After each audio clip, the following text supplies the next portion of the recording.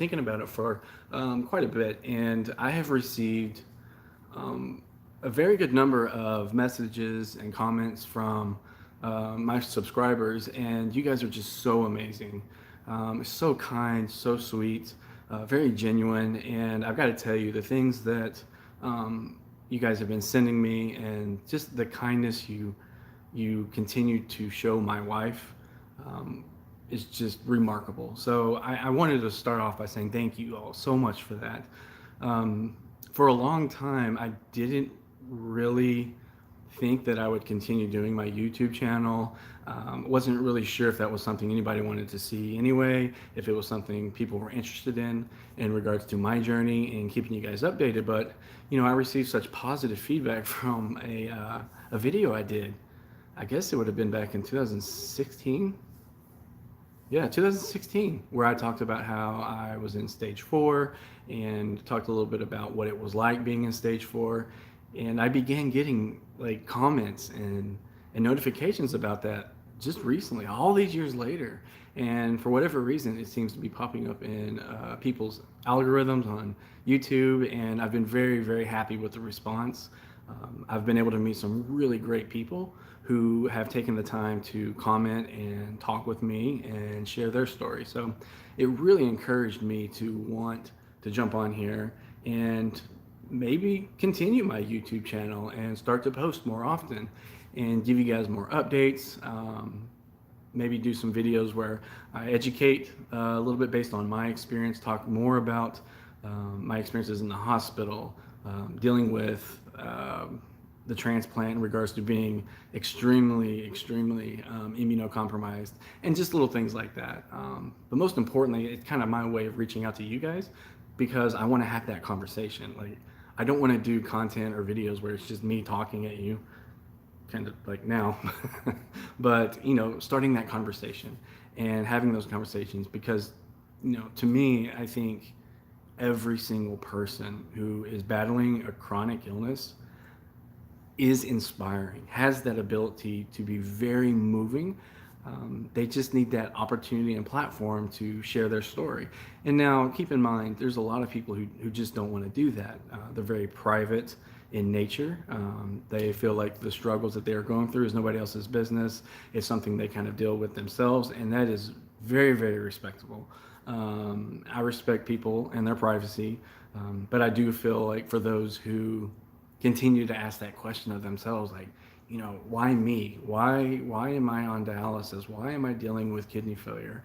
Why am I going through such a hard time financially? Whatever it may be, we're constantly asking ourselves why. Like, it's not fair. Why do only bad things happen to good people and only good things happen to bad people? And a lot of those questions that go through our minds at night when we're trying to sleep.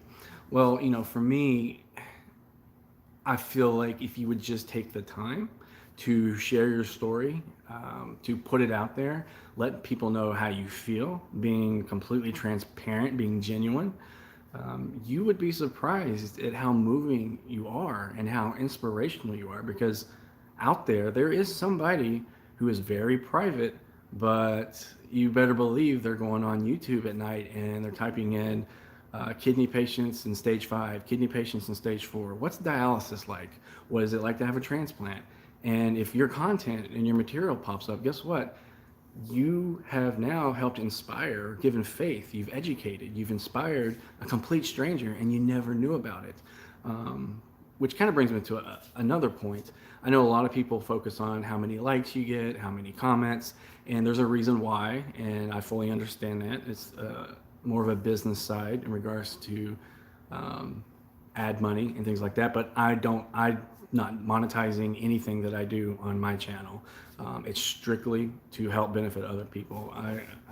That's just not something I'm interested in. But yeah, I would love for some of you guys to jump on and share your story and shoot me a message, send me a note.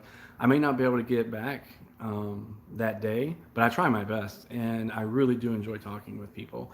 And so, yeah, just wanted to say thank you guys again for being so kind, so genuine, so sweet to me and my wife.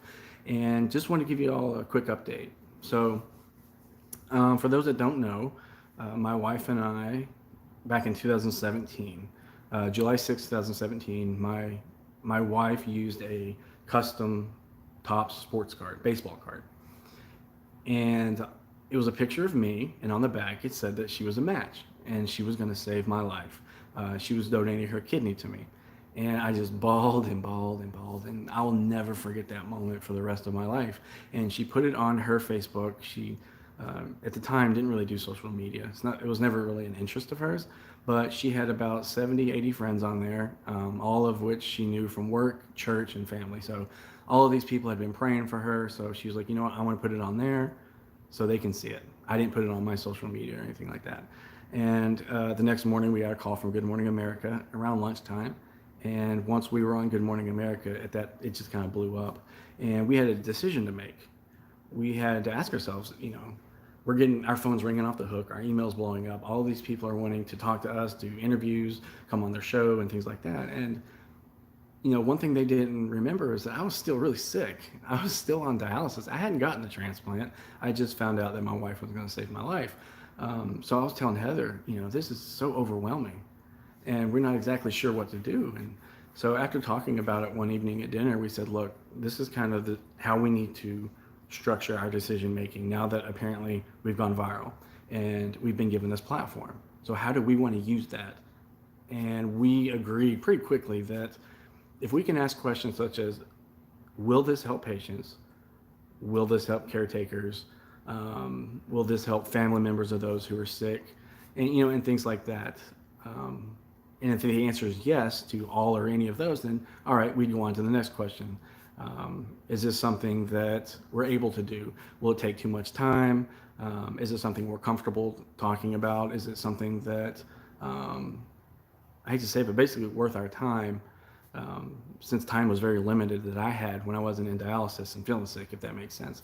And so a lot of the things that we've done that you may see on YouTube or Google is because we talked it through and we was like, okay, we'll do that so long as you allow us to make sure we talk about this or this. And most people were pretty accommodating to that. We did have one or two people asked us to answer questions that they sent in an email. And one of them was a pretty big newspaper. And they responded and said, could you please take the word God and praying out of it? Because not all of our readers are Christian like that. And that's fine that not all of them are Christian, but it didn't sit well with me because it's like, well, I am. And you do have some Christians who read your newspaper, so I don't understand the issue. So I basically told them, I'm sorry, but I can't do that. But yeah, that's kind of what led to us having the platform and trying to figure out how to use it.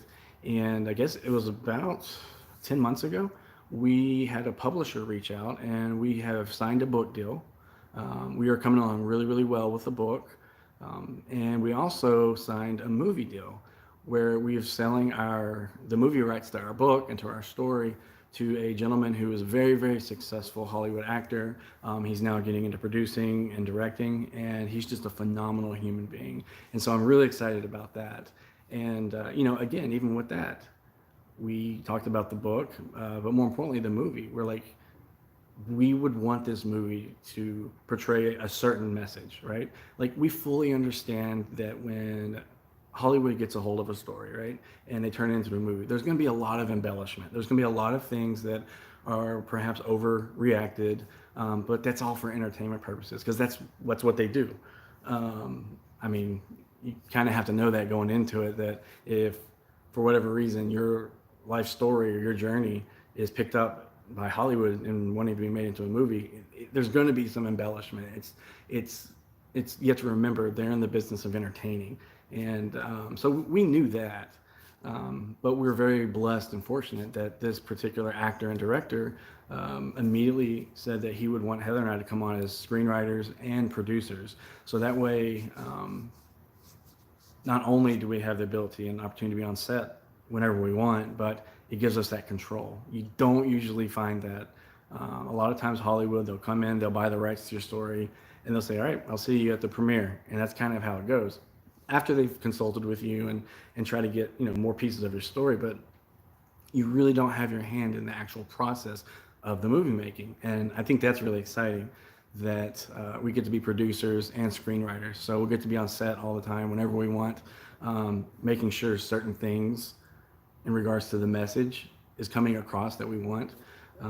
But I mean, I don't think that's going to be a big deal. We really trust this director, and we'll just kind of be able to sit back and watch what he does with it. And something that I know that I want to do with the movie, because I believe I was told they're deciding whether it's going to go to theaters or be a limited series on Netflix. We don't know that answer. Um, but regardless, especially if it goes to theaters, something that I want to do is Regal Theaters. The largest movie chain in the country, Regal. They're headquartered here in where I live in Knoxville. So it's nice having that immediate access to them. And so I've already talked to our director. We want to set up a meeting and meet with Regal. And something that I would love to do is to um, really capitalize on, not capitalize, but in a way, the folks who are watching the movie, and then when they're done with it and they come out, right there in the lobby, you'll have that local chapter of the Donate Life or whoever it might be, where they can give you information and sign you up as a donor right there on the spot. Because what better time to get people to sign up to be living donors than when they've just experienced this story that took them through crying, laughing, happy, sad, angry, but at the end of it, the best feeling in the world, a miracle, literally seeing what being a living donor can do. I mean, that's the best time, right? Because you're catching them right when they feel that. So for me, personally, the success of the movie, if it goes to theaters, is going to be based on how many new donors we can get to sign up. That's something Heather and I have already talked about. That's the goal we're setting for ourselves. We don't know what that number looks like, but I just want to give you an example as to kind of where our mindset always is. What can we do with this to help people? What can we do with that? Who can it help? Because at the end of the day, it's not about Heather or myself. Um, in our movie, they could change our names for all we care, because the whole purpose is to give people hope, to try to give them faith. I can't tell you why our story went viral. I can't tell you why God chose us to have this platform. Um, but what I do know now, and something that I've allowed to kind of settle in, is I need to take advantage of it and do what I think God would want us to do with that. And so that's what we're always going to do. We're always going to remain humble. We're always going to remain who we are, no matter what happens with the movie, the book. We think that's extremely important, that you always stay true to yourself, you stay genuine, no matter what ups and downs you go through in life. So we feel very blessed. We're very, very excited. And with that, I'm going to go. I know it's a little bit later, but I do want to end it the way I started it. Thank you guys so, so much for those who have been so kind and sweet and generous to Heather and myself. I am going to be doing more content, more videos. I do think this is a very productive way to try to connect with other patients, which is something I love to do. So please, please, please, I can't remember if there's a message option or not, but reach out to me. I would love to hear your story. I love hearing stories because you guys are inspirational. You just need that opportunity to inspire someone. And I would love to be one of those people that you inspire.